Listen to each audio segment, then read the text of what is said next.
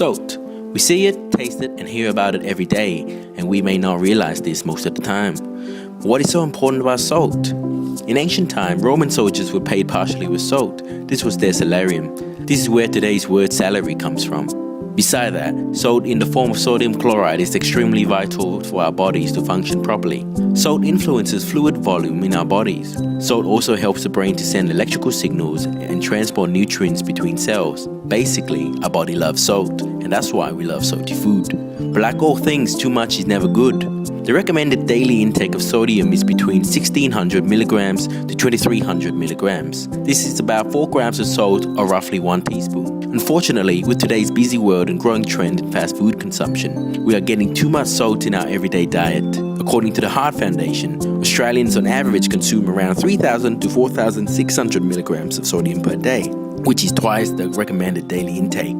Surprisingly, 80% of our sodium we consume is added during the processing of foods. 2 slices of white bread contains around 300 milligrams of sodium, while a bowl of cornflakes contains as much salt as a small packet of plain chips. A tablespoon of soy sauce contains 900 milligrams of sodium, which is almost half the recommended daily intake. So how does having a lot of salt affect our health? Remember how we said that salt is important in the regulation of fluid? Well, salt helps the body to retain water, hence maintaining our blood pressure at normal range. But when there is too much salt, excessive water is retained, and this results in high blood pressure, or also known as hypertension. Prolonged consumption of a high salt diet causes constant hypertension, and this causes damage to the blood vessels. This can lead to buildup of bacteria in your vessels, leading to serious heart condition, namely angina, heart attack, and stroke.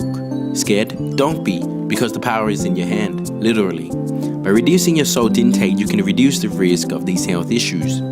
You can minimize the sodium intake by avoid adding salt to food at the table or when cooking. Buying mainly plant-based foods processed without or with low or no added salt. Using salt substitutes like food acids, spices and herbs. Potassium chloride salt is another alternative, but you should talk to a health professional before substituting this, as it can interact with drugs that you may be taking. Learning how to read nutritional information panels on food packages in order to determine sodium content. It is quite easy to identify amount of salt in a product. Salt is labeled as sodium in the nutritional information labels found on food packaging, and the amount displayed is based on average quantity per serving, percentage daily intake per serving, and average quantity per 100 grams.